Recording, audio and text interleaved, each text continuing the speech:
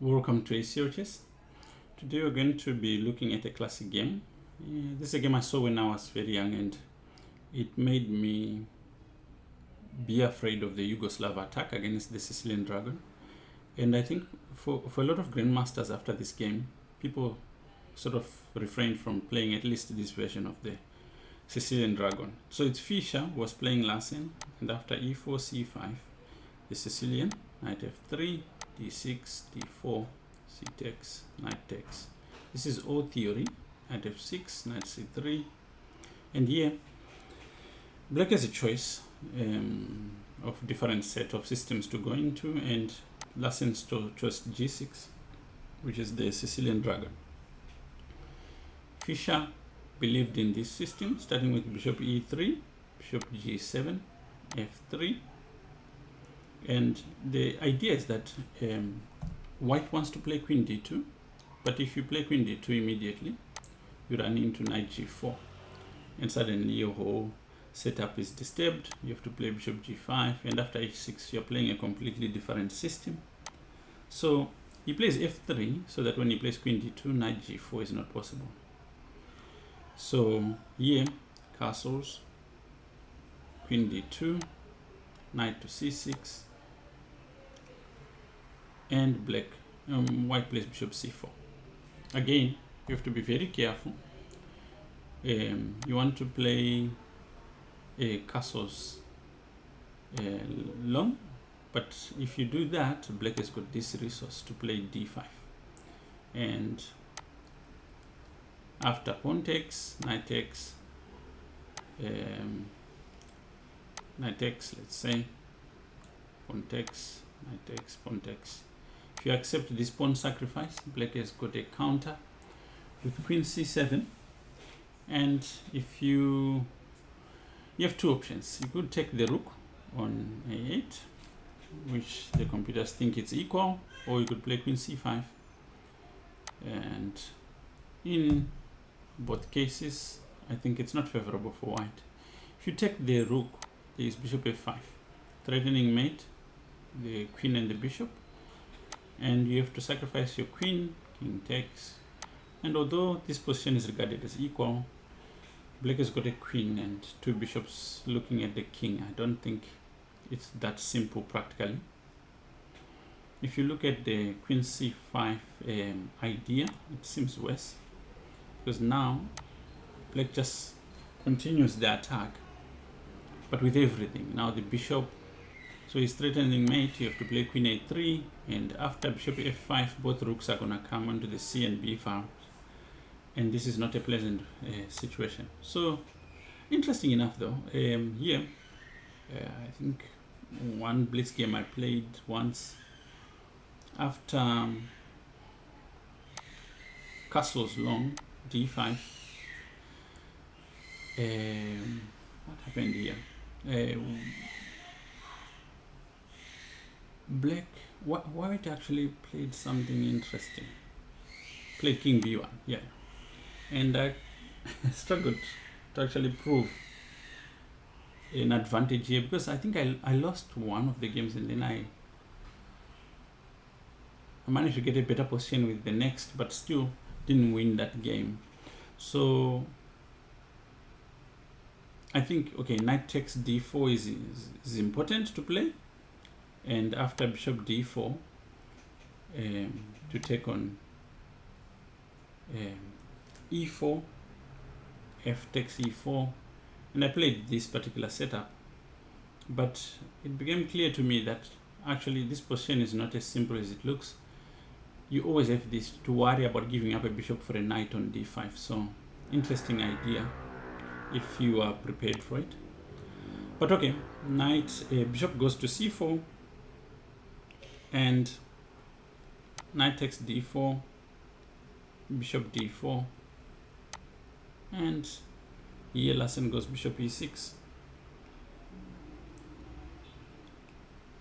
Fischer correctly goes to b3, and Lassen comes in with queen a5, and only now does Fischer castle, then b5 comes in.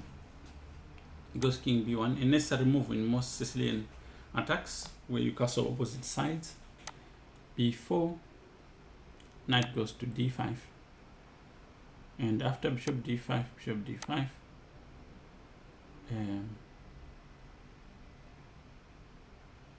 Lassen goes rook c8, and I think here he misses an opportunity.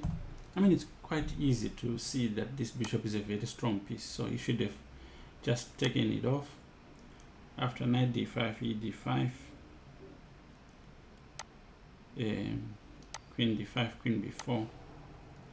Okay, it's not really clear who has an advantage, and I think the game is still open for everyone to play. But after rook a c8,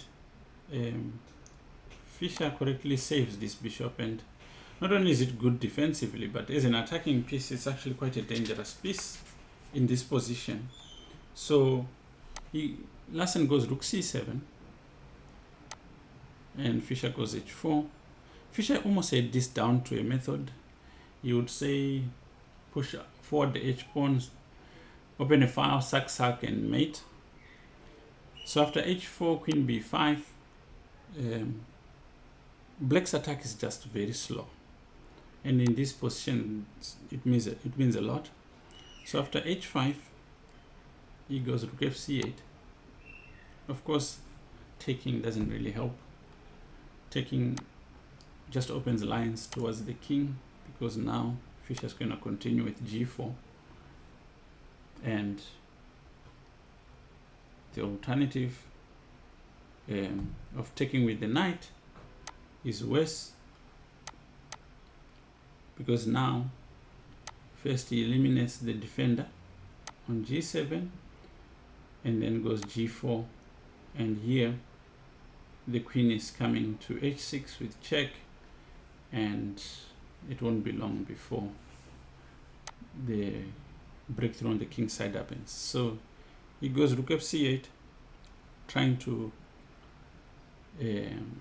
create an option for the king to run, at the same time putting some pressure on the king side. White takes on g6, and after hg6 he goes g4. The idea behind g4 is the f6 knight is a very good defensive piece, and if you can get rid of it, it will really help with your attack.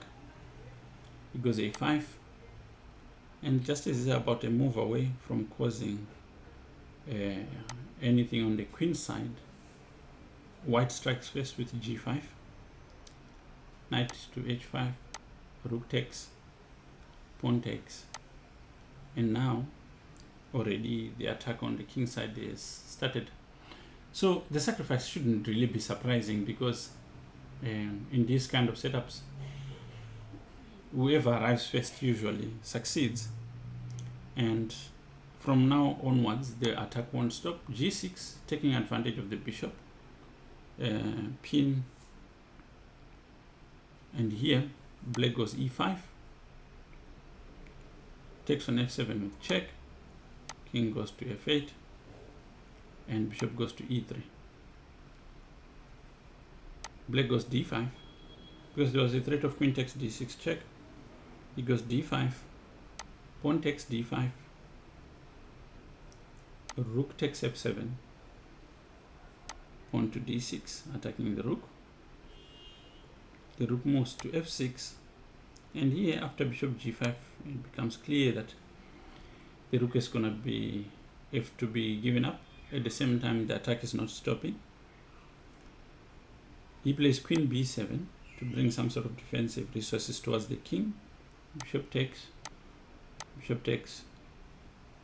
and d7 check. And after rook d8, he goes queen check. At this point, Lassen resigned. The point is that if you go bishop like this, there is queen checkmate. Mate. And if you move your king